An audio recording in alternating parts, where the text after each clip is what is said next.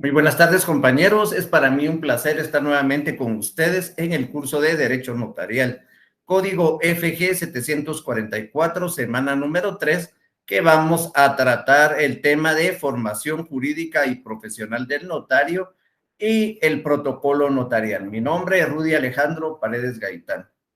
El objetivo de la clase que ustedes como estudiantes con pensum cerrado en la carrera de Ciencias Jurídicas y Sociales de la Universidad Rural de Guatemala repasen los conocimientos ya adquiridos sobre los temas de formación jurídica y profesional del notario. Prácticamente es un tema bastante doctrinario y el protocolo notarial que vamos a entrar a leer todo lo que se refiere al protocolo notarial en el Código de Notariado. Así que, por favor, tengan el Código de Notariado a su alcance para poder llevar bien la clase, ¿verdad? Y que sea de aprovechamiento para todos.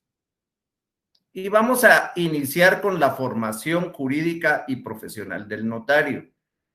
El notario podemos decir que es una profesión de servicio, que es lo que ennoblece como a las demás profesiones que cubren necesidades de la comunidad. Prácticamente como notarios, pues nosotros prestamos ese servicio a la comunidad con la seguridad jurídica que indica la Constitución Política de la República, y ahí pues nosotros vamos amarrando lo que es la noble profesión de notario. La actividad de notario está señalada por su carácter de depositario de la fe pública y por ello no admite desviaciones ni quebrantos que puedan turbar la confianza a que él debe de ser acreedor. Hemos platicado ya del Código de Ética Profesional. Espero que las leyes que yo les coloqué en la primera clase, pues ustedes las vayan leyendo en su casa, ¿verdad? No les puse esas leyes solo para que las tuvieran ahí guardadas, sino que para que las vayan leyendo. Entonces, en el Código de Ética Profesional podemos ver todos los postulados para ser un profesional excelente, y entre esos están los postulados para ser notario.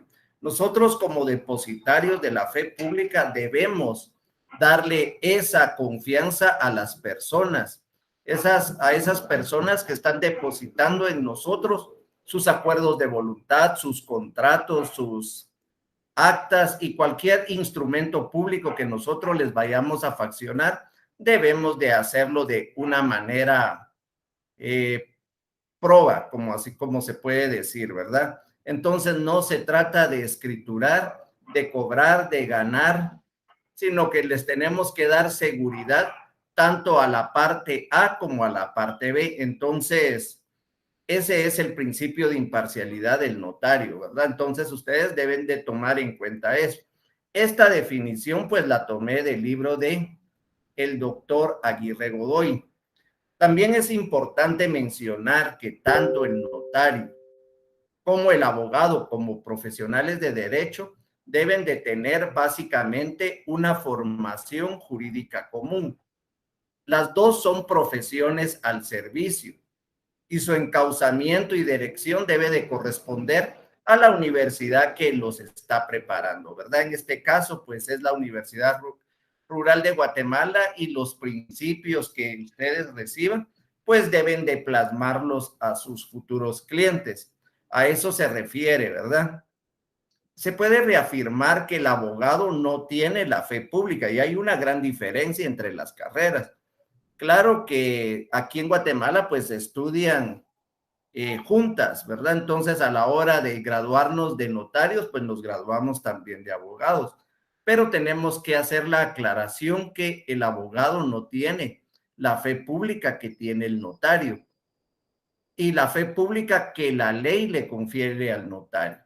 Que también es obvio que el abogado actúa en interés de parte. El abogado va a ver los intereses de la persona que lo contrató, mientras que el notario lo va a hacer en interés de las partes y sobre todo de la sociedad.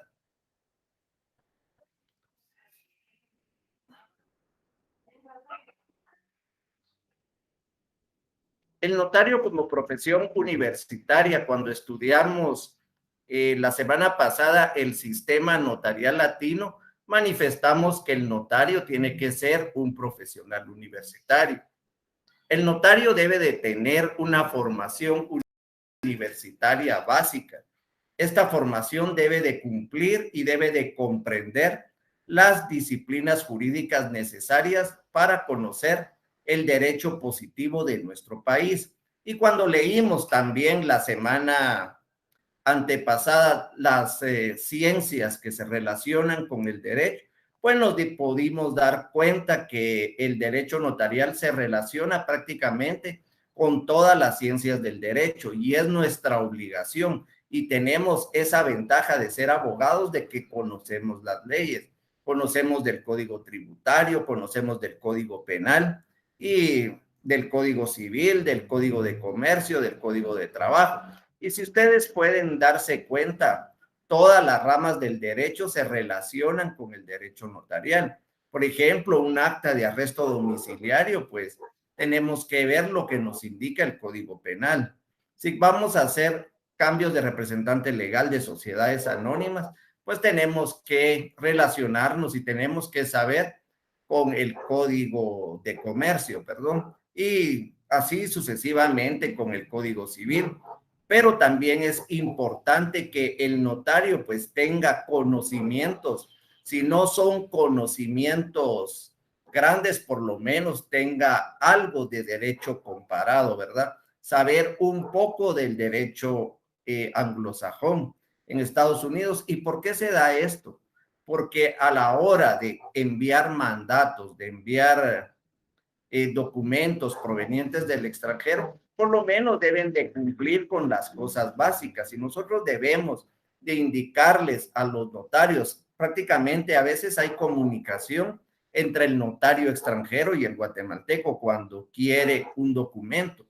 Nos llaman o nos mandan un WhatsApp y nos indican qué es lo que usted realmente quiere. Uno pues les puede enviar una minuta de lo que quiere y ellos lo adecúan al derecho de su país y nos lo envían, ¿verdad? Ya con el apostillado respectivo que lo vamos a ver más adelante cuando leamos documentos provenientes del extranjero.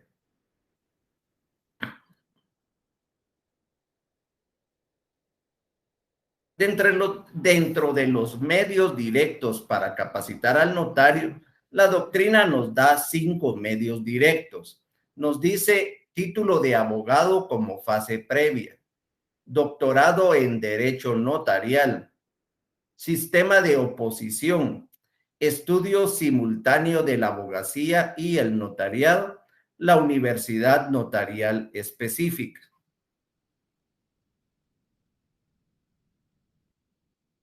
Vamos a empezar y vamos a poner nuestro cursor aquí, porque vamos a hablar un poquito del título de abogado como fase previa.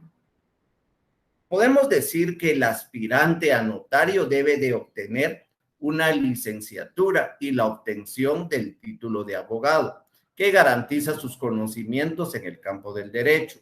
Aquí en Guatemala, pues como ya lo hemos platicado anteriormente, a la hora de graduarnos de abogados, nos graduamos de notarios, ¿verdad? Eso es por el sistema que adoptamos, el sistema latino. Sin embargo, hay países donde hay una separación de las carreras, aunque también adopten el notariado latino, el sistema de notariado latino.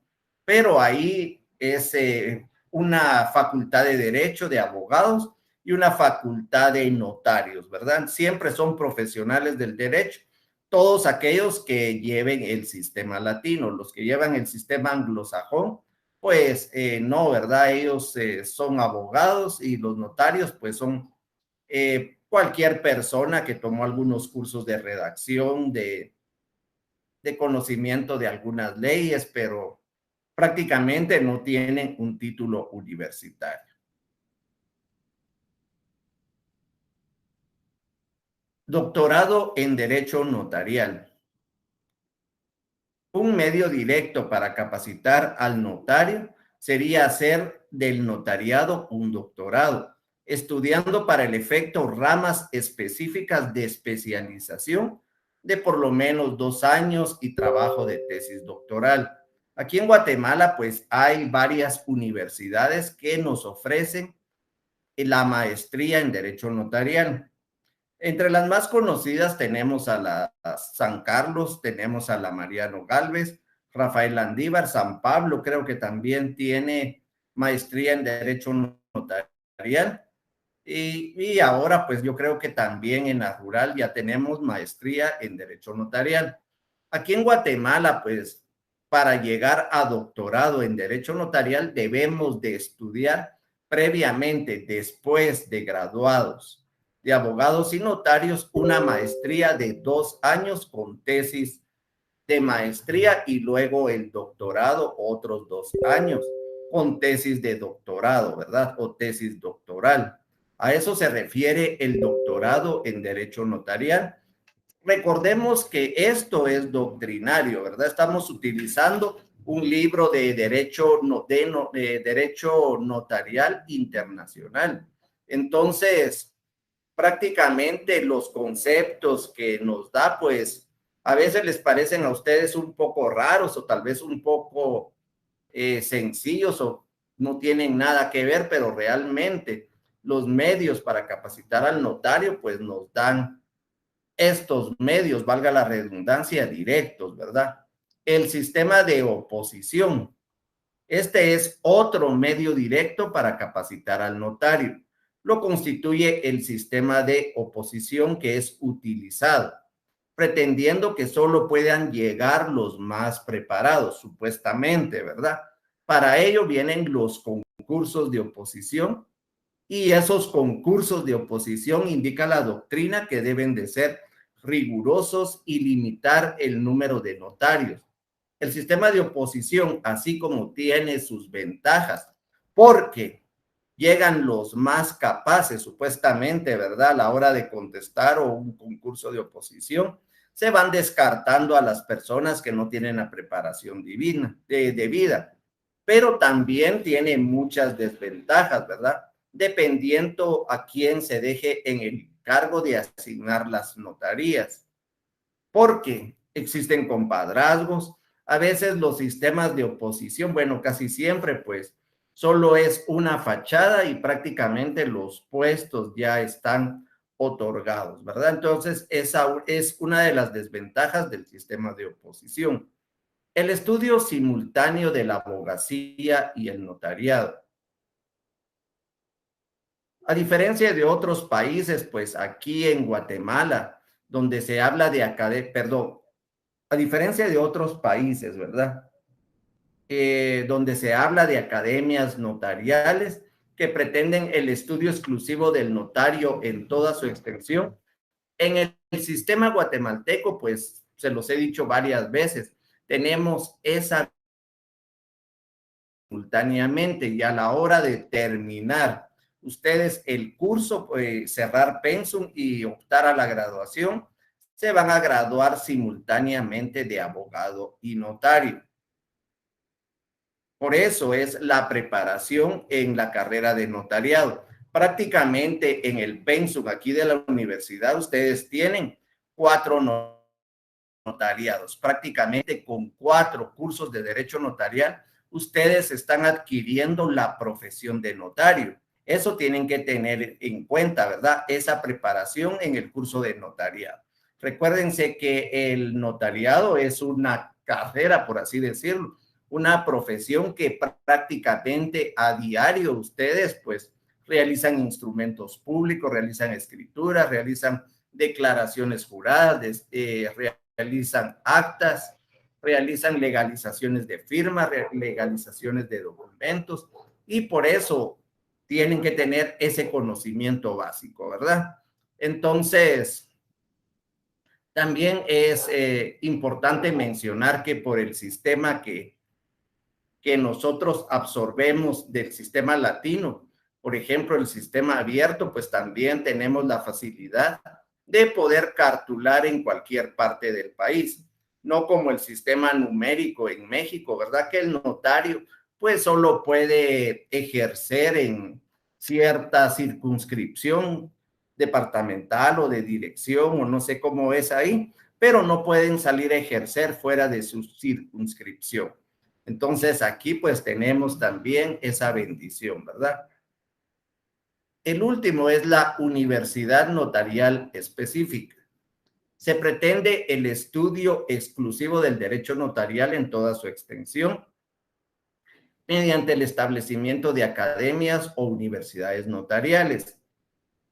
La doctrina dice que sería lo mejor para tener notarios de alta calidad, ¿verdad? Que exista una universidad, exista una facultad específica únicamente de derecho notarial, que nos graduáramos solo de notarios y que la abogacía fuera una carrera totalmente distinta. Hace unos años, pues había una iniciativa para la separación de las carreras. Les estoy hablando aproximadamente del año 99, 2000, por ahí, pero realmente no logró ser aprobada ni nada, ¿verdad? Ni siquiera solo se quedó en un intento, ¿verdad? De la separación de las carreras. Sin embargo, pues hasta el momento, pues tenemos esas carreras unidas.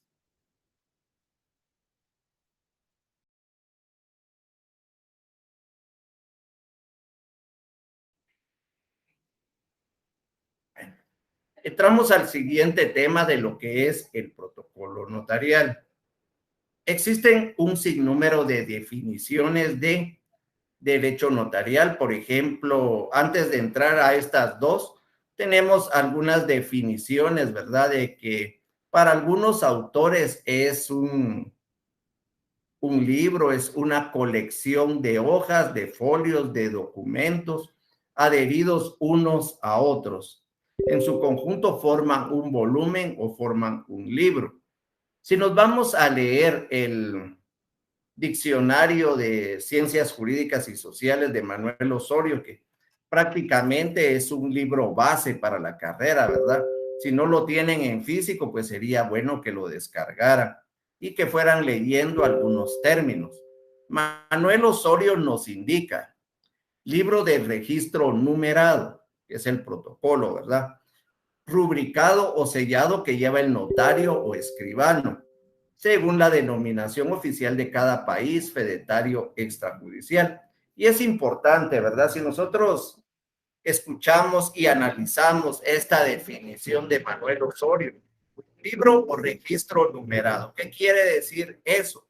Que tiene que llevar una numeración ordinal, ¿verdad? Quiere decir primero, perdón, una numeración cardinal, 1, 2, 3, 4, 5, y tiene que ser en una forma ordenada de manera cronológica de fechas. Rubricado o sellado, quiere decir con firma y sello del notario, que lleve el notario o escribano según la denominación oficial de cada país del fedatario extrajudicial. ¿Por qué dice esto? Porque él nos está dando un concepto general en un diccionario y prácticamente nos dice notario o escribano según se llame en cada país. Aquí en Guatemala, pues somos notarios, pero pueden haber otros países, ¿verdad? Que sean escribanos, no tengan el nombre de notarios. Aquí en Guatemala, pues tenemos el escribano de gobierno, que ya sabemos que es el notario del Estado. Es a la única persona que se le llama escribano. En otros países, pues Uruguay o algo, no sé, puede que sean escribanos, ¿verdad? No sean notarios. Manuel Osorio también nos indica, el protocolo es la serie o conjunto de documentos públicos autorizados por el notario. Prácticamente, los dos conceptos se refieren a una colección, ¿verdad? A una colección de documentos. Todavía no hemos visto aquí en la diapositiva qué nos dice Ricardo Alvarado Sandoval y José Antonio Gracias González, que son autores guatemaltecos. Joaquín Escrich nos indica, yo creo que tengo esa definición aquí apuntada en el Código de Notariado. Nos indica en su diccionario razonado, ¿verdad? Define al protocolo en los siguientes términos. Se entiende por protocolo el libro encuadernado del pliego de papel entero, en que el escribano pone y guarda por su orden las escrituras o instrumentos que pasan ante él.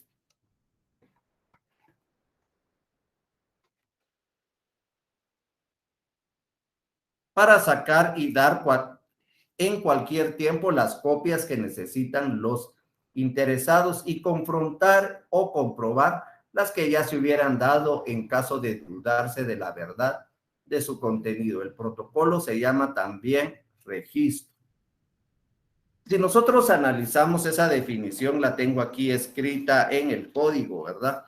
Porque me pareció que es una de las definiciones más completas de un autor extranjero, porque nos dice, define el protocolo en los siguientes términos. Se entiende por protocolo el libro encuadernado de pliego de papel entero. En este caso, pues ya no son pliegos de papel entero. Prácticamente en Guatemala son hojas sueltas, como esta que tenemos aquí, ¿verdad? No las venden por 50 hojas y nos regalan 5 hojas por la comisión, que es el 10%, por ser el notario. El precio de cada hoja es de 10 quetzales. Nos venden únicamente un lote de 50 hojas, o sea que 500 quetzales nos cuesta el lote de protocolo, ¿verdad? Entonces, pero este no es el caso. Si seguimos leyendo la definición, dice en que el escribano pone y guarda por su orden. ¿Qué quiere decir? Un orden cronológico, una numeración, prácticamente lo que es el protocolo notarial, ¿verdad?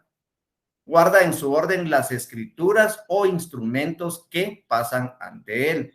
¿Por qué escrituras e instrumentos que pasan ante él? Aquí en Guatemala, pues el protocolo no solo van las escrituras, sino que también van las actas de protocolización, las razones de legalización de firmas. Y nos dice, por último, documentos que por disposición de la ley tengan que ir dentro del protocolo. Y vamos a ver más adelante, ¿verdad? ¿Cuál es? Para sacar y dar cualquier tiempo las copias que necesiten los interesados. Y aquí se está refiriendo prácticamente al testimonio. Aquí tengo ya una escritura. Si alguien quisiera una copia de esta escritura, pues se les puede extender un testimonio. Si quieren otra copia, un segundo testimonio, una copia simple legalizada. Entonces, esa es la forma de reproducir el protocolo, ¿verdad? A través de testimonios. Y confrontar o comprobar las que ya hubiesen dado en caso de dudarse de la verdad de su contenido. El protocolo también se llama registro. Miremos aquí la definición de Ricardo Alvarado Sandoval que tenemos en pantalla. El protocolo como registro se caracteriza porque la compilación de los instrumentos autorizados por el notario se encuentran en riguroso orden en cuanto a la secuencia de los instrumentos autorizados, los cuales son numerados en forma cardinal y también en cuanto al tiempo o cronología cuando fueren faccionados. Prácticamente esta es la definición que nos dan estos autores en su libro, ¿verdad? Entonces lo llaman registro, se caracteriza por la compilación de instrumentos autorizados por el notario. Todo lo que va dentro del protocolo debe de ir autorizado con la firma del notario. Y aquí vamos a darnos cuenta que no nos pide el sello como en otros países, ¿verdad? Uno sella a veces por seguridad, pero la ley no indica, solo el ante mí y la firma del notario. Yo así lo realizo, no sello en ningún momento el protocolo, ¿verdad? Se encuentran en riguroso orden cronológico de fechas. No podemos alterar ese orden con una fecha pasada, ni así sucesivamente. En cuanto a la secuencia de los instrumentos autorizados, los cuales son numerados en forma cardinal, o sea, 1, 2, 3, 4, 5, y también en cuanto al tiempo o cronología de cuando fueren faccionados. Y aquí tenemos que tener cuidado. Si nos vamos al artículo 13 del Código de Notariado, vámonos al artículo 13, donde encontramos las formalidades del protocolo. Dice, Los instrumentos llevarán numeración cardinal y se escribirán uno a continuación de otro con riguroso orden de fechas y dejando de instrumento a instrumento solo el espacio necesario para las firmas. El protocolo llevará foliación cardinal escrita en cifras. En el cuerpo del instrumento, las fechas, números y cantidades se expresarán con letras. Y esto es importante porque sí debe de llevar una numeración cardinal, pero debe de ser en letras, ¿verdad? En algún caso, pues se utilizan guarismos. Cuando hablamos de guarismos, nos estamos refiriendo a esa combinación de letras y entre paréntesis el número. Aunque eso viene a dar falta de seguridad jurídica, porque la ley solo nos dice el número de instrumento, no nos dice póngalo entre paréntesis en los números. Pero por costumbre aquí en Guatemala, pues cada vez que se escriba un número, ustedes pueden ver algunas minutas, por ejemplo, de OCRED o algunas minutas del Estado, ¿verdad? Que cuando se las dan a uno para que uno las haga de la misma manera, todo, pero todo. Si ponen una silla, pues entre paréntesis el número uno y así sucesivamente. Ellos pues no sé por qué lo hacen así, pero realmente no debería hacerse así.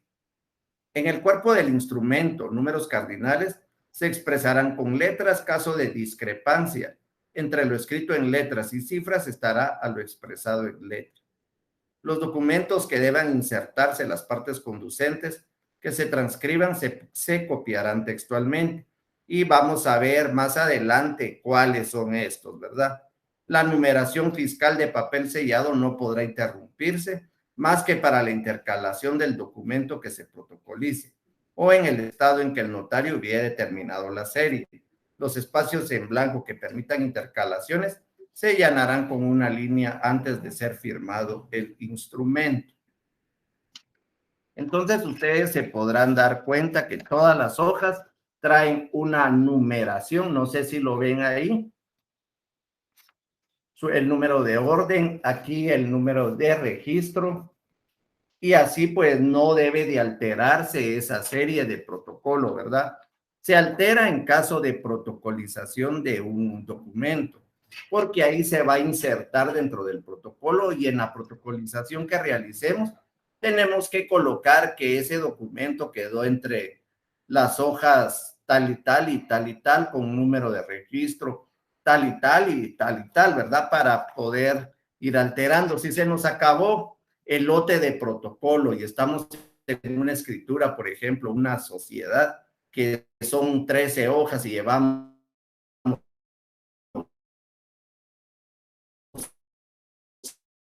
6 hojas, sí, pues hojas, ¿verdad? El lote, no hay problema que iniciemos con otro lote, ¿verdad? Entonces, a eso se refiere este artículo. Ahora bien, la definición de protocolo la encontramos en el artículo 8 del decreto 314 del Congreso de la República, que es conocido como Código de Notariado, el cual establece el protocolo es la colección ordenada de escrituras matrices, actas de protocolización, razones de legalización de firmas y documentos que el notario registra de conformidad con esta ley.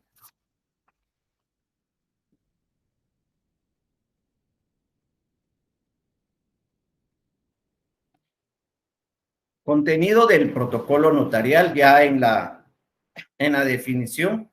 Vamos a ver si tengo algunas preguntas hasta el momento en el correo.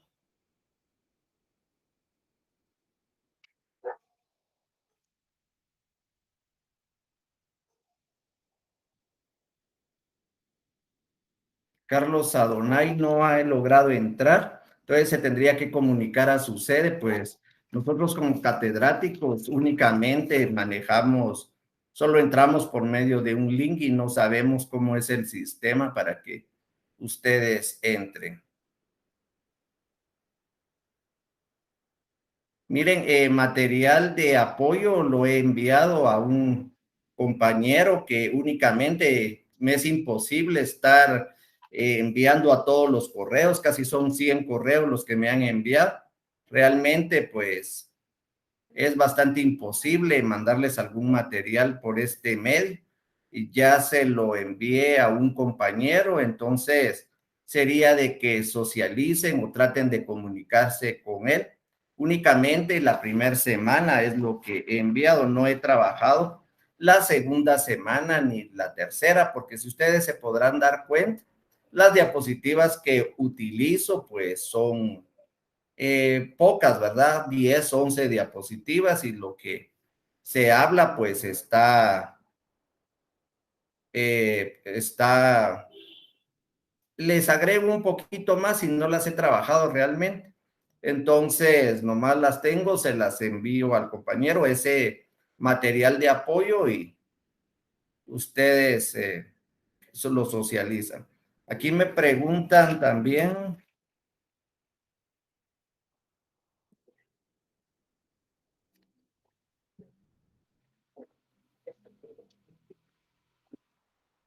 no, mire, lo menos que venden es un lote de 50 hojas. Usted puede ir a comprar, miren, ahorita pues no está regulado, hubo un tiempo en que sí estaba regulado el tema de las hojas, solo vendían un lote por notario. Y si uno necesitaba, pues tenía que ir a la semana o 2 semanas a comprar otro lote. Ahorita ya no está regulado, usted puede ir y comprar 4 lotes de una vez, ¿verdad? Solo paga 2,000 quetzales y compra 4 lotes, ¿verdad? Sí, es bastante lo que escrituran. Conozco notarios que compran hasta 10 lotes, ¿verdad? De una vez y los terminan en el año. Entonces, depende de la actividad que tengan en su oficina, ¿verdad?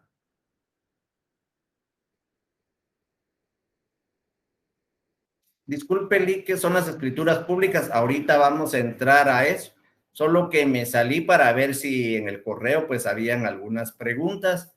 Ahorita tenemos el contenido del protocolo notarial, creo que lo tienen en pantalla. Y ahí está escrituras matrices, actas de protocolización, razones de legalización de firmas y documentos que el notario. Vamos a entrar a estudiar escrituras públicas, ¿verdad? Entonces,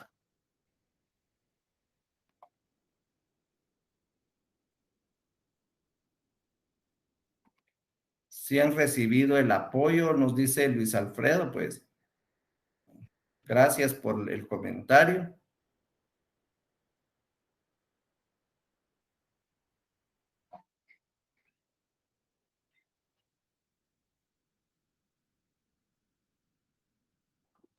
Si pudieran enviarme al correo solo dudas y preguntas de la clase, pues se los agradecería bastante, ¿verdad? Lo del material, pues yo les he enviado algún material, ¿verdad? Es cuestión de que lo socialicen.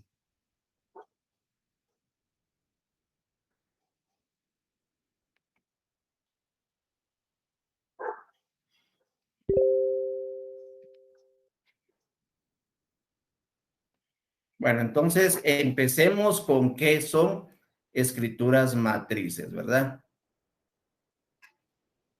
Primero, en nuestro código de notariado no entra a definir qué es una escritura matriz. Simplemente nos enumera los requisitos que debe de llevar una escritura, qué debe de contener un instrumento público y se refiere a la escritura. Enrique Jiménez Arnau cita a Fernández Casado, quien define la escritura como el instrumento público por el cual una o varias personas jurídicamente capaces, y eso tenemos que tener bastante, tener en cuenta, ¿verdad? Que sean jurídicamente capaces, establecen, modifican o extinguen relaciones de derecho.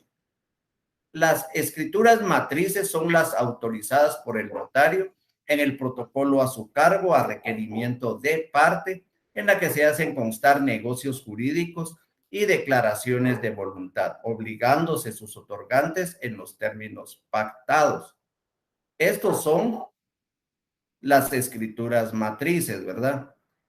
Cualquier contrato que ustedes vayan a realizar debe de ir en escritura pública. Por ejemplo, tenemos contratos de carácter solemne, como lo es la sociedad del mandato, la renta vitalicia y no me recuerdo cuál otro.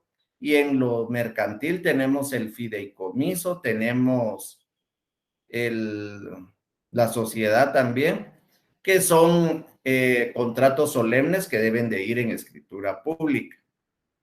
Los contratos que van a producir efectos en cualquier registro, como por ejemplo la compraventa de bienes inmuebles, por ejemplo el mandato, aunque este es solemne, ¿verdad? Deben de ir en escritura pública porque se van a registrar. Cuando hablamos de ir en escritura pública, tienen que ir en estas hojas de protocolo, una compraventa de un terreno, la compraventa de una casa, un mandato, ¿verdad? Entonces, a eso se refiere la escritura pública. Realmente, pues, no tenemos un concepto en sí de lo que es escritura pública. Sin embargo, están reguladas y vamos a tener que leer, jóvenes. En el artículo 29 al artículo 50 está regulado todo lo que se refiere a las escrituras públicas. Y este artículo 29 lo vamos a leer hoy por primera vez y les prometo que lo vamos a estar leyendo, ¿verdad? Si ustedes lo pueden leer en su casa, en las demás clases, otra vez y lo vamos a parar leyendo unas 5 veces, que es un artículo bastante importante para varios temas. Entonces, cuando estudian para sus exámenes privados, a veces platican con algunos compañeros y dicen, yo leí 4 veces el Código Civil, leí 5 veces el Código de Notariado. Prácticamente, pues, no es de que lo agarren del artículo 1 al 112, ¿verdad? Y lo lean una o dos veces, porque así no serviría leerlo. Así como hoy vamos a leer el artículo 29, la otra clase, pues vamos a leer el artículo 29, y así ustedes se darán cuenta de que ya han ido leyendo varias veces el código de notariado y también pueden decir, yo también leí el código de notariado varias veces para poder ostentar a un examen técnico profesional, ¿verdad? Entonces vamos a empezar. La escritura matriz no tiene concepto, sin embargo, sí tiene varios requisitos, formalidades de los instrumentos públicos en el artículo 29. Y vamos a empezar con el número de orden, lugar, día y mes y año del otorgamiento.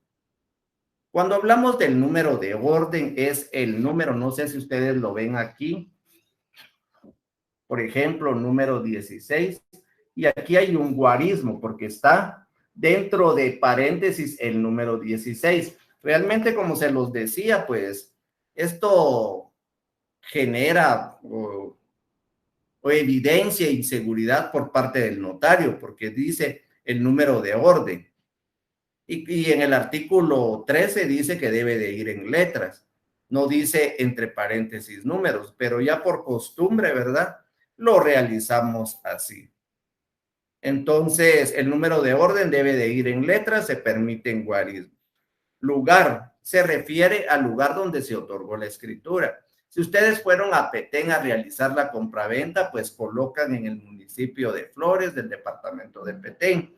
Si fueron a Izabal, pues en el municipio de Livingston, tal vez, no sé si sea municipio del departamento de Izabal, ¿verdad? Y así sucesivamente. Recordemos que aquí en Guatemala los notarios podemos ir a cualquier lugar a realizar escrituras. Entonces, debemos de colocar el lugar del otorgamiento donde fue realizada la escritura. Día, mes y año del otorgamiento. Y esto debe de ser en un orden cronológico. Debe tener presente que las cantidades se escriben siempre en letras, salvo en el caso de transcripciones, y que entre paréntesis pueden consignarse con guarismos las mismas. Como les decía, en las minutas del Estado, pues prácticamente si ponen 1 de febrero hay que colocar, ¿verdad? En números, la mayoría de las que yo he visto, ¿verdad? Entonces, así es como se consigna.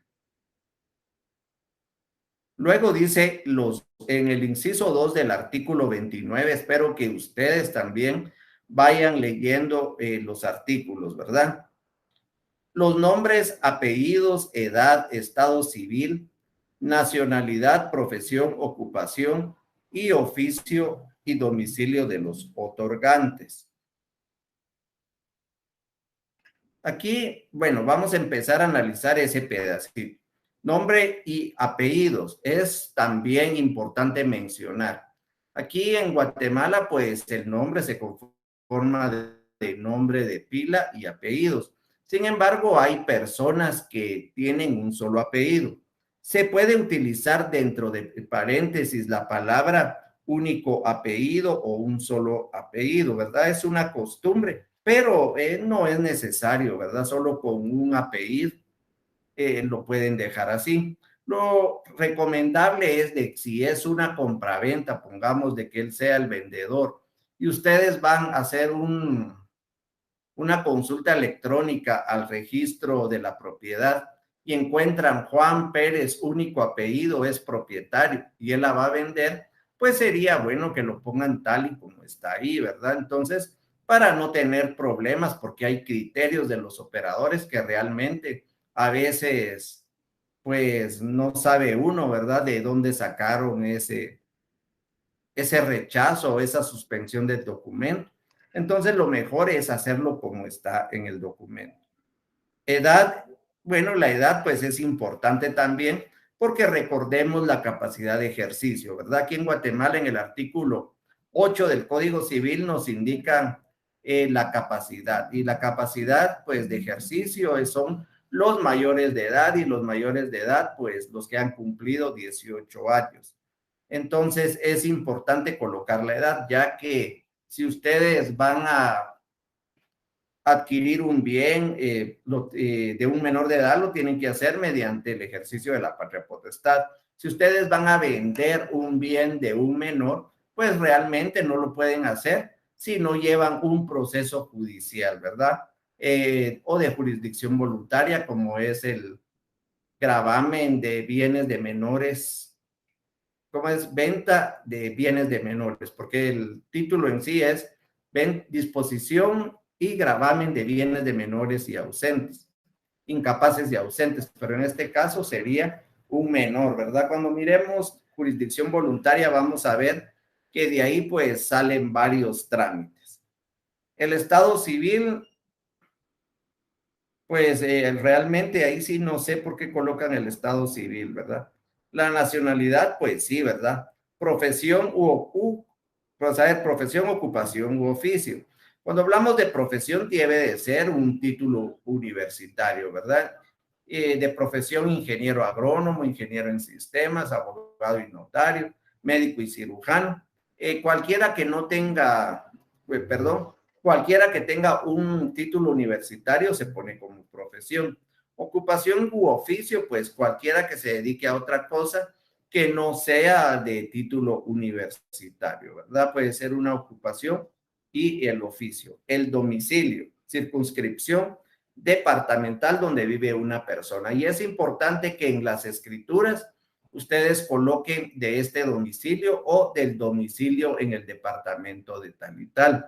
Recordemos que el domicilio es la circunscripción departamental. Yo he visto algunas escrituras que ponen que reside o de domicilio en tal y tal avenida y no sé qué del departamento. Entonces, no, ¿verdad? Ustedes, si están ustedes escriturando en Zacatepeques y las personas viven en San Lucas, en Zumpango, en Pastores, en cualquiera de esos municipios, ustedes colocan de este domicilio. Si ustedes están cartulando en Zacapa y las personas llegan de Hualán o llegan de, no sé, realmente no conozco otros municipios de Zacapa, pero cualquier otro municipio ustedes ponen de domicilio en Zacapa, en el departamento de Zacapa. Si ustedes están cartulando ahí mismo y ustedes son, pónganle, ustedes tienen su oficina en Chiquimula y las personas son de Chiquimula, de la cabecera o de cualquier otro municipio, pues van a colocar de este domicilio. Si ustedes están cartulando en Guatemala y ellos dicen que son de Chiquimul, con domicilio en el departamento de Chiquimula. No vayan a colocar la dirección y la residencia, ¿verdad?, de los otorgantes. En el inciso 3, la fe de conocimiento de las personas que intervienen en el instrumento y de que los comparecientes aseguran hallarse en el libre ejercicio de sus derechos civiles. Entonces, podemos darnos cuenta, ¿verdad? La fe de conocimiento de las personas que intervienen en el instrumento. Digamos que tenemos clientes que son frecuentes y se van haciendo conocidos del notario, pues van a ser personas de su conocimiento. Ya no es necesario que los identifiquen, ¿verdad? Entonces, miren, por la fe pública que ostenta el notario, pues se le permite que solo indique personas de mi conocimiento y los comparecientes hallarse en el libre ejercicio de sus derechos civiles. Y esto se refiere mucho a la capacidad, ¿verdad? Capacidad de ejercicio que deben de tener todas las personas que van a realizar un contrato. Entonces ahí pues no nos perdemos. En el inciso 4, miren, todavía estamos aquí en escrituras matrices, ¿verdad? En el contenido del protocolo. Ni siquiera hemos pasado a las actas de protocolización, ¿verdad? Entonces, vamos a explicar escrituras matrices, aunque posteriormente, en unas semanas después, vamos a tener una clase únicamente de escrituras matrices y escrituras complementarias, escrituras principales y todo eso, ¿verdad? Entonces, para que nos vayamos familiarizando, como se los dije, vamos a leer unas 4 o 5 veces este artículo 29. La identificación de los otorgantes cuando no los conociera el notario por medio de la cédula de vecindad o el pasaporte. Entonces, recordemos, cédula de vecindad, pues ya no se utiliza, ahora es el documento personal de identificación para los nacionales y el pasaporte para los extranjeros, o por dos conocidos por el notario, o por medio cuando así lo estime conveniente. Miren, cuando la persona no es conocida del notario y no tiene documento personal de identificación, es importante que se identifique por medio de dos testigos. Estos testigos reciben el nombre de testigos de conocimiento. Tenemos varias clases de testigos, ¿verdad? Nos vamos a dar cuenta cuando vayamos estudiando. Pero estos testigos de conocimiento son los que entran a identificar al notario, ¿verdad? Entonces, ahí no los tenemos que perder, ¿verdad? Tenemos también otra clase de testigos, los que firman en vez de las personas que no pueden firmar, que estos son los testigos arrué. Y tenemos los testigos, se me olvidaron vamos a ver, aquí los tengo, ¿verdad?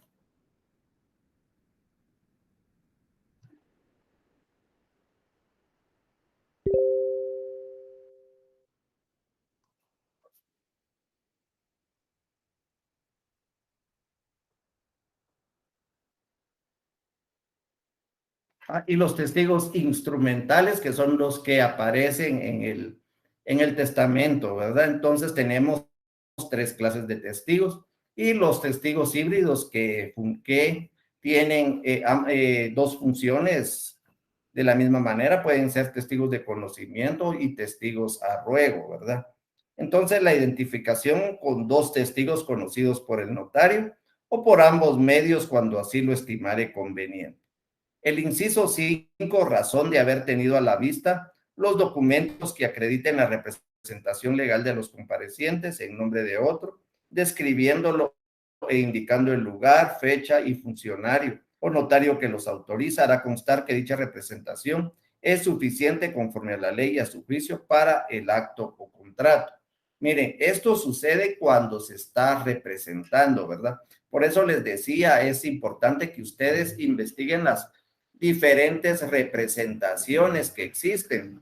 ¿Quiénes van a actuar en nombre de las diferentes personas jurídicas, por ejemplo? ¿Quién va a actuar en representación de una sociedad mercantil? y con qué documentos lo va a acreditar. Todo eso ustedes lo pueden investigar. Tenemos quién actúa en nombre de una iglesia, ¿verdad? Y esa iglesia, ¿con qué lo va a representar? ¿Cómo actúa quién es el que va a actuar como representante del Banco de Guatemala, de las municipalidades y qué documentos van a realizar? A eso se refiere, pero únicamente en las escrituras donde se está actuando en representación. También podemos ser representantes de personas individuales o físicas. Por ejemplo, el mandato, ¿verdad? El mandato, pues, es un documento que acredita la representación de otra persona y hay varias clases de mandato, lo vamos a ver más adelante, pero por mencionarles el general, el especial, el con cláusula especial, ¿verdad? Todos con representación o sin representación, ¿verdad? Entonces, para poder vender algún inmueble de una persona que no esté en el país, pues se tiene que hacer un mandato con cláusula especial para poder vender. Si está aquí dentro del país, pero no tiene ganas de ir, ¿verdad? Le da un mandato a cualquier persona de confianza para que venda la propiedad, ¿verdad? Entonces, recordemos que hay dos figuras y nos vamos a salir un poquito del tema, porque para poder vender o para poder aceptar obligaciones, se necesita de un mandato. Para poder comprar o adquirir derechos, pues no es necesario un mandato. Aquí podemos utilizar la figura del gestor de negocios. Entonces, el comprador, pues sí puede actuar con gestor de negocios. El vendedor, pues realmente no puede actuar con gestor de negocios, sino que solo con un mandato.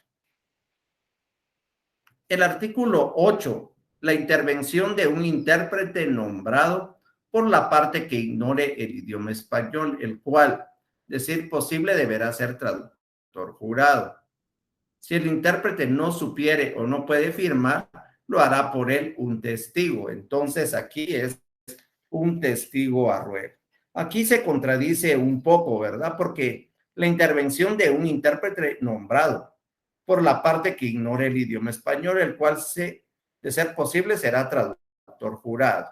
Entonces, un traductor jurado, pues sí tiene el conocimiento y la preparación académica. Si es intérprete, no supiera firmar y lo hará por él un testigo a ruego.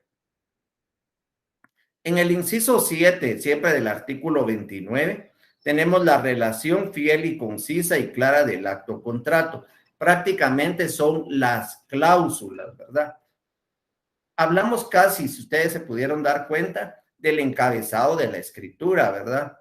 El número de orden, las partes que van a actuar, los otorgantes, cómo se deben de identificar, qué deben de llevar, y en ese orden, ¿verdad? Ustedes tienen que tener en cuenta que deben de llevar el nombre, la edad, la nacionalidad, profesión u oficio, estado civil y domicilio. Son 5 cosas que se les queden con los dedos de la mano, ¿verdad?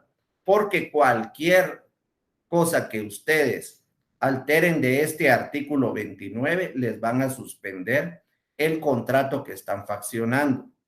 Claro que ustedes pueden ir a su oficina y subsanarlo, hacer una escritura de ampliación, pero imagínense lo molesto que es volver a llamar a las personas y decirles, miren, no logramos que nos inscribieran su contrato, tiene que venir porque vamos a hacer una ampliación, vamos a volver a firmar. Imagínense, eso pues sí sería bastante vergonzoso, ¿verdad? Entonces, escrituras matrices, actas de protocolización, todavía estamos en escrituras matrices. La relación fiel, concisa y clara del acto contrato, todas las escrituras. Primera, pues, si es una compraventa, indica al vendedor que es legítimo propietario. Segunda, que por el precio de tal y tal, vende, cede y traspasa a tal persona. Tercera, de que está libre de gravámenes. Cuarta, que la aceptación del vendedor. Y hasta ahí, pues, todas las cláusulas que debe de llevar una escritura. Yo les puse el ejemplo de la compraventa porque es un contrato que se realiza comúnmente, ¿verdad? Cualquiera va a realizar una compraventa, yo se los aseguro, ¿verdad? Entonces es el contrato más común. Cuando ustedes empiecen Ya como profesionales, pues la primera escritura que les llegue puede ser una compra-venta, ¿verdad? Entonces, deben de tener claro todo eso. 8. La fe de haber tenido a la vista los títulos y comprobantes que corresponda, según la naturaleza del acto o contrato. Si ustedes leen una escritura de compraventa, otra vez, ¿verdad? La compraventa, pues se darán cuenta que casi en el cierre de las escrituras coloca el notario la fe, ¿verdad? La fe de haber tenido a la vista los documentos que acreditan cualquier documento, ¿verdad?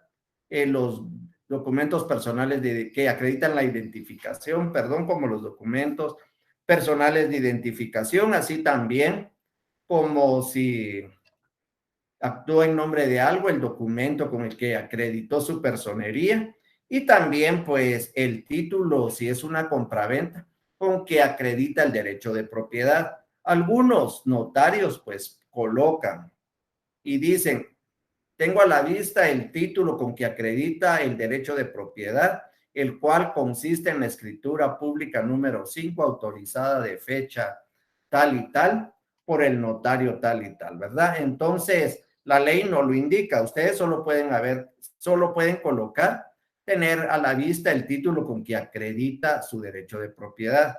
Yo acostumbraba a hacerlo así, ¿verdad? Acostumbraba a poner que consiste en escritura tal y tal, pero ya no lo hice porque me suspendieron una porque por un error la licenciada pues se llamaba Petrona y yo pues por teclear le puse patrona, ¿verdad? Y por eso me lo suspendieron porque no estaba bien el nombre del notario. Sin embargo, si yo solo hubiera colocado, tengo a la vista el título con que acredita la propiedad del vendedor, no hubiera sido motivo de suspensión. Entonces, a partir de ahí, pues ya solo así lo coloco para no tener alguna confusión, ¿verdad? Y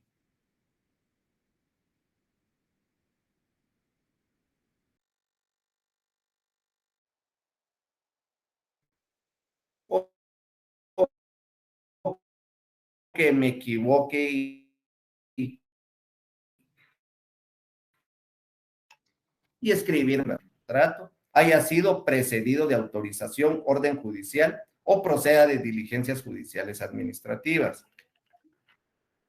Por ejemplo, en la partición de bienes, ¿verdad? Miren, hablamos de partición cuando existen copropietarios de un bien. Ustedes pues ya saben cuál es la copropiedad, ¿verdad? Cuando dos personas son dueñas de un solo bien, son dueñas del terreno finca 45, folio 45 del libro 7 de Guatemala, ¿verdad? Entonces, Juan y Pedro son dueños de ese terreno. Sin embargo, el artículo, no me recuerdo, 900, no me recuerdo, del Código Civil nos indica que nadie puede, 472 creo yo, si no estoy mal, que nadie puede estar obligado a vivir en copropiedad, ¿verdad?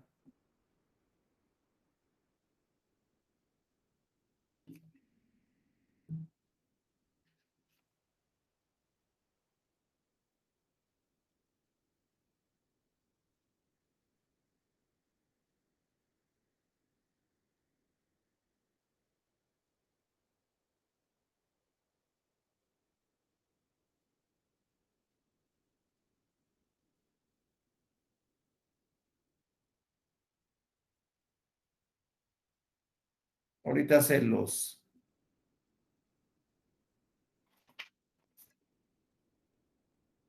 492 es, ningún copropietario está obligado a permanecer en la comunidad. Cada uno de ellos podrá pedir en cualquier tiempo que se divida la cosa común, salvo los casos en que la indivisión que esté establecida por la ley, acordada la división, cada comunero tendrá derecho preferente a adquirir las partes de los otros si ellos quisieren venderlas. Entonces, miren pues, todo esto es para entender lo que es la partición. La copropiedad, pues dos personas son dueñas de un terreno. Sin embargo, estas personas ya no quieren vivir en copropiedad y quieren dividir ese bien. Si ellos van con el notario, con cualquier notario, pues no hay problema. Nosotros hacemos una escritura que se llama de partición y se divide ese bien, ¿verdad? Para que cada persona tenga ya su número de finca, folio y libro. Sin embargo, a veces uno de los copropietarios no está de acuerdo con la partición y no quiere realizar la partición, tal vez porque no está conforme con el lugar que le toca ni nada, sino que realmente pues él piensa que no es necesario. Entonces, como nadie puede estar, dice el 492, obligado a vivir en copropiedad, se puede iniciar un proceso de división de la cosa común. En el proceso de división de la cosa común hay una parte donde se nombra notario partidor y el notario partidor tiene que hacer un proyecto. Prácticamente él está haciendo una escritura de partición, solo que lo hace por medio de un memorial. Indica ahí cómo puede ser partido ese bien. Si el juez dicta sentencia o puede dictar un auto, pues va a transcribir el proyecto de partición. Y este proyecto pues se tiene que protocolizar. Y este proyecto se tiene que transcribir de la misma manera. Por ejemplo, como dice aquí, la transcripción de las actuaciones ordenadas por la ley o que a juicio del notario sean pertinentes cuando el acto o contrato haya sido precedido de autorización u orden judicial o proceda de diligencias judiciales o administrativas. Entonces ahí pues sí se tiene que transcribir la resolución tal y como va. Si va con números, pues con números. Si va solo con letras, pues así se tiene que transcribir. También cuando se realizan sociedades anónimas y se tiene que transcribir, perdón, el voucher del depósito, cuando son más de 2,000 quetzales, pues se tiene que depositar en un banco. Entonces, al final de la escritura se debe de transcribir el voucher y ahí sí se deben de colocar los números, ¿verdad? Sigamos, pues. Artículo 10 de la fe de haber leído el instrumento a los interesados y su ratificación y aceptación. Entonces, después de haber terminado toda esta escritura, bueno, esta me quedó en una sola hoja, se le lee a las personas cláusula por cláusula y si ellos están de acuerdo, pues proceden a firmar, ¿verdad? Si no están de acuerdo, pues y la podemos cancelar y claro que podemos cobrar por esa cancelación, ¿verdad? Por esa escritura. 11. La advertencia a los otorgantes de los efectos legales del acto o contrato que deben de presentar el testimonio a los registros respectivos. Y esto es en el cierre de la escritura. Debemos de colocar que se le advierte a los otorgantes el efecto del presente contrato, así como la obligación de la inscripción del presente instrumento en el registro general de la propiedad, si es una compraventa, en el registro de poderes, si es un mandato, y así en el registro correspondiente. Luego, las firmas de los otorgantes y de las demás personas que intervengan y la del notario, procedida de las palabras ante mí. Si el otorgante no supiere o no pudiera firmar, pondrá la impresión digital de su dedo pulgar derecho. Y en su defecto, otro que especificara el notario, firmando por él un testigo a ruego. Si fueren varios los otorgantes que no supieren o no pudieran firmar, lo hará un testigo por cada parte o grupo que represente un mismo derecho. Cuando el propio notario fuera el otorgante, podrá, antes de firmar, la expresión por mí y ante mí. Cuando hablamos de actas de protocolización que hace el mismo notario, el testamento también lo puede hacer el mismo notario. Las razones de legalización de firmas también las hace el mismo notario. Ahí pues no coloca la palabra ante mí, sino que coloca la palabra por mí y ante mí. Declaración en el artículo 30 también es importante. En todo acto o contrato, el otorgante que se obliga hará constar de manera expresa si sobre los bienes que motivan el acto o contrato existen o no gravámenes o limitaciones cuando estos puedan afectar los derechos del otro otorgante, y el notario les advertirá la responsabilidad en que incurran si no lo hicieren. En esta escritura, pues yo les coloqué advertencia del notario, ¿verdad? Aquí está. Por advertencia que le hace el infrascrito notario a la parte vendedora, hace constar que sobre el inmueble que hoy enajena no pesan gravámenes, anotaciones, limitaciones ni litigios de ninguna naturaleza que puedan afectar los derechos de la parte compradora, pero en todo caso se somete al saneamiento de ley. Entonces es importante, ¿verdad? Vamos a analizar un poquito este artículo 30 y nos dice, no existen gravámenes o limitaciones. Y aquí tenemos que diferenciar qué es un gravamen y qué es una limitación. Las limitaciones, pues, tenemos de carácter voluntaria, como el usufructo, el uso, la habitación, la servidumbre, porque yo me la quiero hacer. El terreno, pues, no tiene una propiedad plena, tiene una limitación. Las limitaciones voluntarias y las limitaciones judiciales. También tenemos limitaciones legales. Cuando hablamos de limitaciones voluntarias, las que ya les dije, usufructo, uso, habitación y servidumbre. Cuando hablamos de limitaciones judiciales, el embargo o la anotación de la demanda, tenemos que advertir, ¿verdad? Que si está embargado, pues colocamos que el inmueble es embargado. Si la persona así lo quiere comprar, pues ya sería problema de él. Cuando hablamos de gravámenes, son derechos reales de garantía que están gravando un bien inmueble. Por ejemplo, la hipoteca, ¿verdad? Y la prenda, pues, a los bienes muebles y se inscribe en el registro de garantías mobiliarias. Entonces, ahí, pues, es la diferencia entre un gravamen y una limitación, cuando estos pueden afectar los derechos del otro otorgante. Formalidades esenciales del instrumento público. Los instrumentos públicos o las escrituras son formalidades esenciales, la de los instrumentos públicos, lo que debe de llevar sí o sí, ¿verdad? Si no, pues se solicita la nulidad del instrumento público. Por ejemplo, el lugar y fecha del otorgamiento, el nombre y apellido o apellidos de los otorgantes, razón de haber tenido a la vista los documentos que acreditan la representación legal suficiente de quien comparezca en nombre de otro. Esto siempre y cuando se esté actuando en nombre de otro, si no, pues omitimos ese requisito.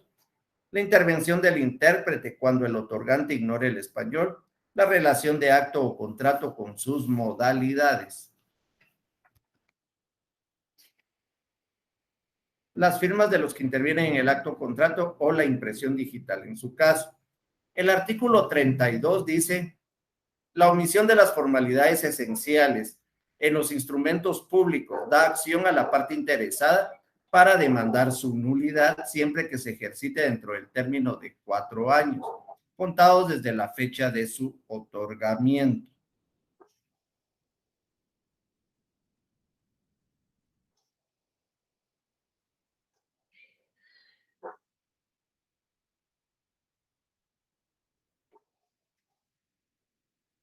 Miren, y aquí si nosotros analizamos,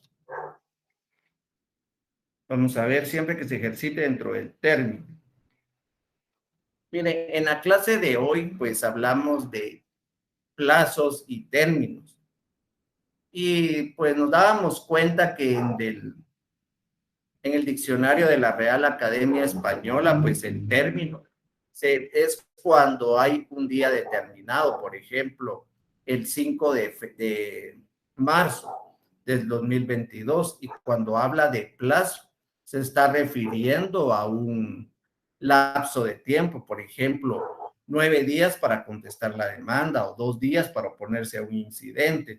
Entonces, me surge aquí, ¿verdad? La inquietud que dice dentro del término de 4 años, prácticamente es un plazo, no es un término, porque el término es un día determinado. Sin embargo, la ley del organismo judicial en el artículo 206 nos indica términos en las disposiciones en las que se utilice la palabra término o se expresa únicamente en número de días, se entenderá que se trata de plazo y se estará lo dispuesto en la presente ley, porque en cualquier ley ustedes van a encontrar, por ejemplo, el término de la prueba es de 30 días. Entonces, realmente es un plazo. Y por eso la ley del organismo judicial viene a subsanar eso en el artículo 206 y nos dice que cuando encontremos la palabra término y se refiera a un plazo, pues lo tomemos como un plazo, ¿verdad? Entonces, ahí pues no hay confusión.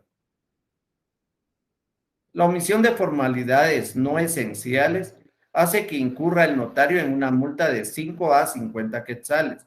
Ahora, de las esenciales, pues la nulidad del instrumento.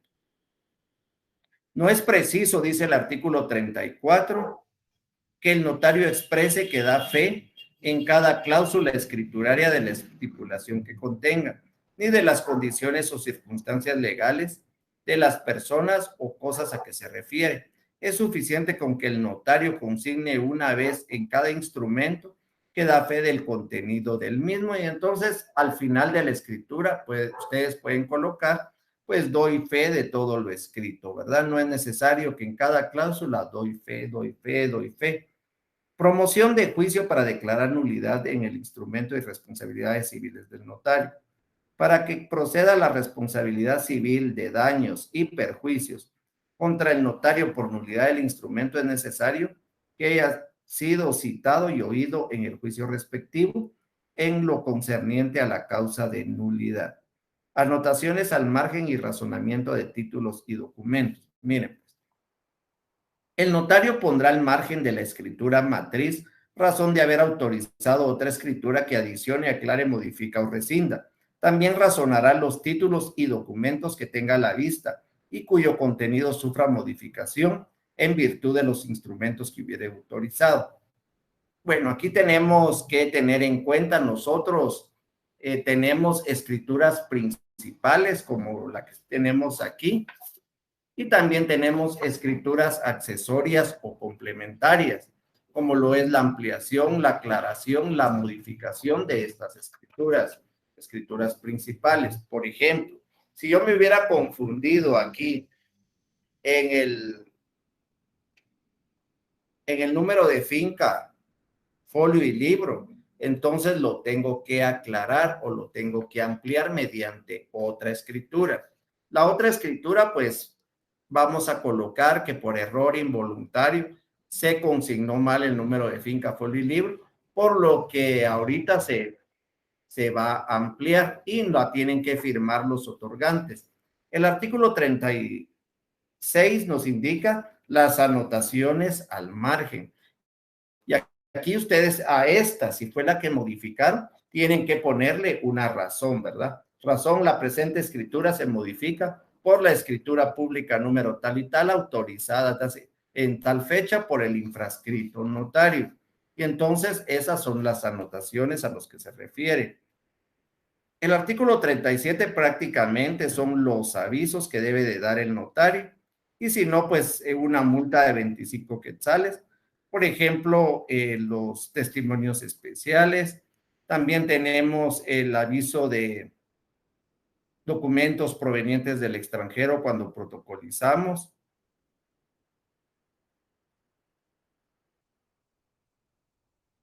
El el aviso de escrituras canceladas.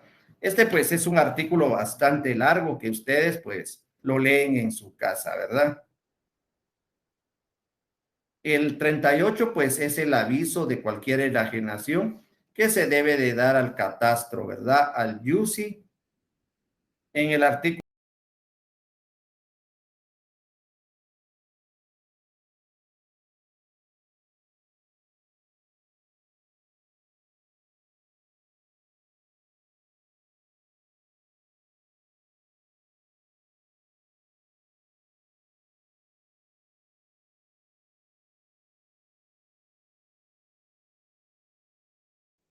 Y del artículo 42 al artículo 50 del Código de Notariado, hay formalidades de ejemplo, hora y sitio del otorgamiento, es la única escritura que lleva hora. ¿Qué otra cosa? En nombre de los padres, si no estoy mal. Bueno, en sí. En el 43, pues tenemos la donación mortis causa.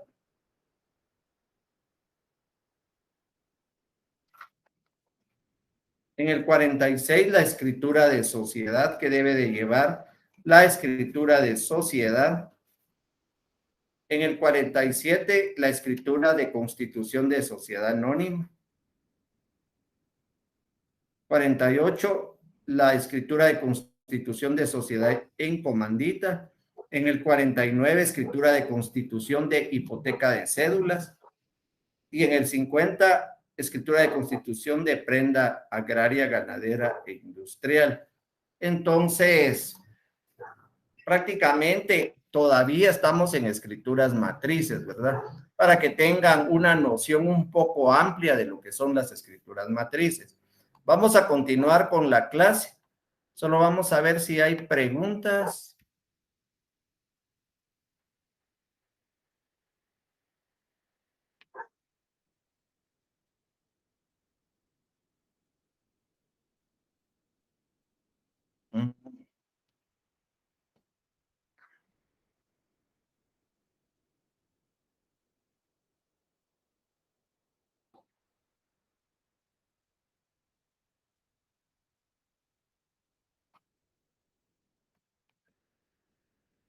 Hola, Lick, buena tarde. ¿Tienen fecha para las evaluaciones y cómo serán las mismas? Miren, después de la quinta semana, ustedes se tendrían que evaluar, ¿verdad? Entonces, realmente no nos han dado fechas hasta el momento. Pues yo siento que es después de la quinta semana. La numeración cardinal nos pregunta García García. De las escrituras se puede interrumpir, por ejemplo, 10A entre el número 10 y 11, pues no es lo correcto. Lo que pasa es de que hay notarios que se confunden, ¿verdad? Y hicieron una que no le colocaron, que le colocaron o repitieron el número 10. A la hora de ir con la inspectora del archivo y le preguntan, pues a veces le dicen, mire, para poder subsanar, colóquele 10A o 10B, pero no es correcto, ¿verdad? Tiene que ser 10, 11, 12, 13, ¿verdad?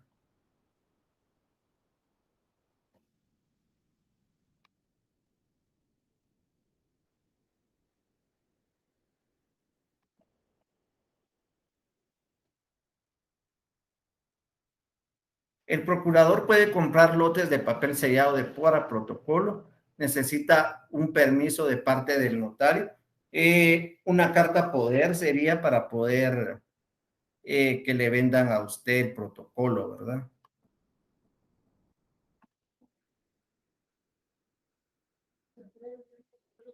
El documento que les estoy leyendo es el código de notariado.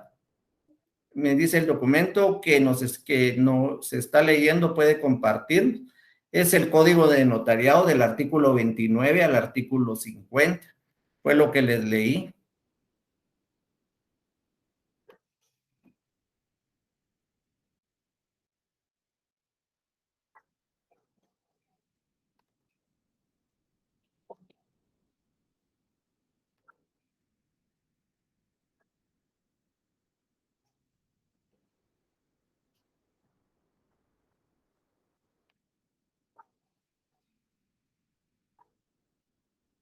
Miren, porque algunos notarios o empresas nos preguntan que aquí Hugo Manuel Chuf, he escuchado que cuando ofrecen un terreno dice que tienen escritura registrada y no escritura pública. ¿Cuál es la diferencia y en qué se fundamenta? Miren, realmente, pues este es un término que se viene a utilizar de una manera mala, ¿verdad? Todas las escrituras son públicas porque el nombre es escritura pública. Lo que pasa es de que muchos diferencian los terrenos con una escritura registrada. Quiere decir que el terreno tiene finca, folio y libro y está inscrito en el registro de la propiedad, y eso es lo más seguro para adquirir un terreno. Cuando dicen escritura pública, pues yo he visto que por costumbre, así dicen, son aquellos terrenos que son solo derechos posesorios, ¿verdad? Entonces, que empezaron a vivir ahí por costumbre y costumbre, pasaron los años y siguen viviendo ahí, no tienen un número de finca, folio y libro y no están registrados. Entonces, a la hora de vender, venden los derechos posesorios, aunque aquí realmente es un poco, bueno, yo casi no realizo esos porque a veces hay vendedores que pueden ir y vender con varias escrituras a otras personas, ¿verdad? Y ahí pues se puede dar una estafa. Lo mejor es de que si ustedes van a adquirir un terreno, pues lo hagan con un terreno que esté registrado, ¿verdad? Puedan hacer las consultas respectivas y ahí pues,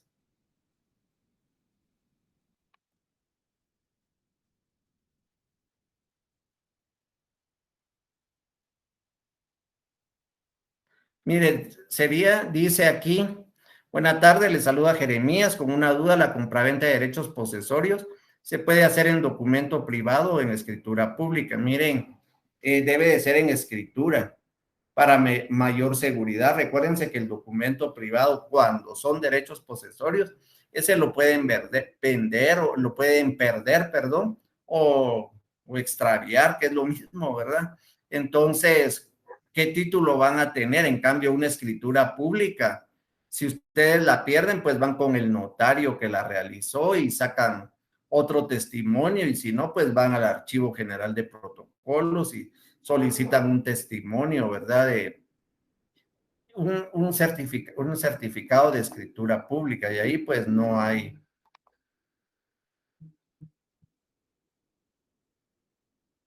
Disculpe, no sé si aquí o con no hay mucha señal porque no se ve muy bien, la verdad no sé, ahí sí no les sabría decir, ¿verdad? Si me miro bien o me miro mal. Buenas tardes, si hay un grupo de Telegram, Paola Pan, atentamente, bueno.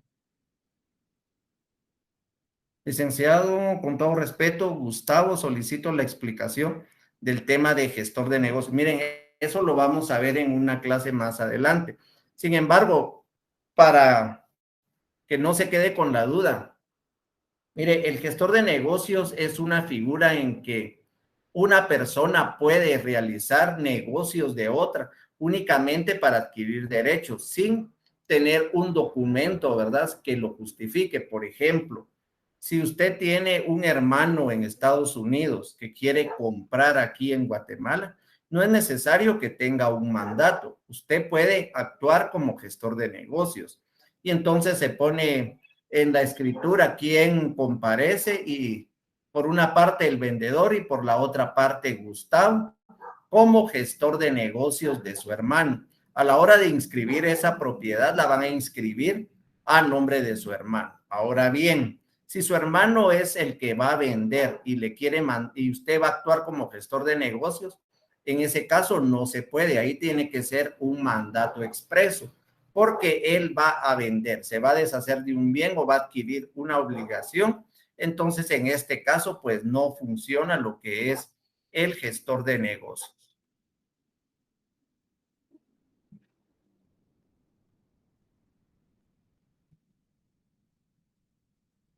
No, no tenemos tareas, nos pregunta Gloria. Entonces, las tareas pues son únicamente para que ustedes vayan adquiriendo conocimiento.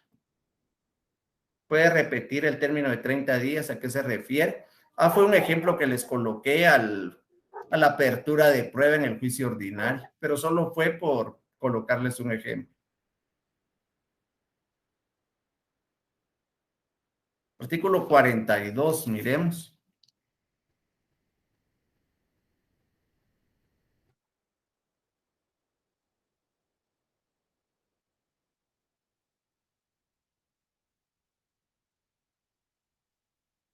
La hora y sitio es el lugar, ¿verdad? La dirección donde se está realizando el testamento. Miren, yo creo que la siguiente semana vamos a seguir con lo que nos falta de esto. usted pasa si en la hoja de protocoleada, espacio, líneas, ejemplo, la primera página llena en su totalidad líneas y la página de atrás de la hoja de protocolo termina en la cuarta línea. ¿Qué pasa con el resto de las líneas? No solo firman ahí, firma usted y atrás pues ya sigue con la escritura número 2. No sé si yo tenga aquí algún ejemplo de que las escrituras quedan a medias inmediatamente, no tengo cerca. Se inicia con el otro instrumento público. ¿Cómo se llama, Paola Panco? ¿Cómo se llama el testigo que interviene en las formalidades especiales para el testamento? Testigo instrumental. Buenas noches, copias, del grupo 1, 2, 3.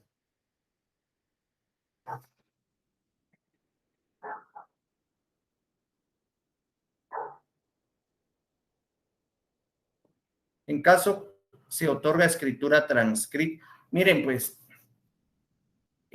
no hay escrituras transcritas, hay testimonios transcritos, lo vamos a explicar más adelante. Cuando hablamos de las transcripciones, es cuando viene una orden judicial, el juzgado nos da una orden, por ejemplo, en la partición, ¿verdad? En la división de la cosa común, el proyecto que indica el notario, pues lo acepta el juez y el juez así lo manda a protocolar. Entonces, el notario tiene que transcribir totalmente la resolución del juez, ¿verdad? Igual el recibo del voucher cuando se hace la apertura de cuenta de una sociedad de información. Se recordarán, ustedes lo vieron en Mercantil 1, la inscripción de una sociedad anónima y que había que abrir una cuenta en formación, ¿verdad?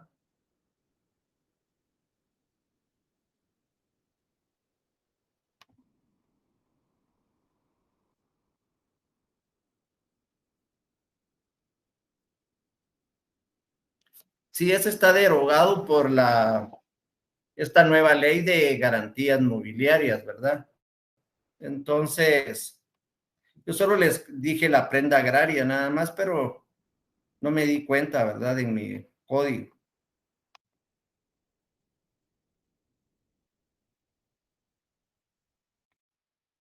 Actas de protocolización, algunos autores en doctrina denominan escritura acta debido a que nos encontramos con un acta que va en el protocolo. Históricamente, la protocolización es una reminiscencia del derecho español y protocolizar quiere decir incorporar. Por ejemplo, el acta de matrimonio hay que protocolizarla, los documentos provenientes del extranjero, para que surtan efectos aquí es protocolizar, quiere decir insertarlos, por ejemplo, este es mi protocolo y me viene un documento, yo lo voy a insertar y este documento ya va a ser parte del protocolo. Claro que tengo que hacer un acta de protocolización, ¿verdad? A eso se refieren y esas van dentro del protocolo. Las razones de legalización de firmas. Por cada legalización de firmas que ustedes hagan de cualquier documento, de cualquier formulario que les lleven una legalización de firmas, el notario pues tiene la obligación de tomar la razón en su protocolo 8 días después de haberse realizado. Claro que estas razones de legalización de firmas, pues no hay una sanción, no hay algo que venga a decirle que el notario lo tiene que hacer. La mayoría de notarios por el gasto no lo han realmente poco, pero no se dan cuenta de la obligación que tienen después de inscribir esa toma de razón en el protocolo. Tienen que hacer testimonio especial de la toma de razón, ¿verdad? Y documentos que registra el notario de conformidad con la ley. El artículo 962 encerrado. Ese es de ir en el protocolo. Artículo 962, que es el registro de conformidad con la ley. Entonces, ya solo nos faltaban las características del protocolo. Los vamos a ver a principio de la otra clase para no dejar cabos sueltos y continuamos, ¿verdad? Entonces, Muchas gracias por su atención. Que tengan un feliz inicio de semana. Nos vemos el siguiente domingo.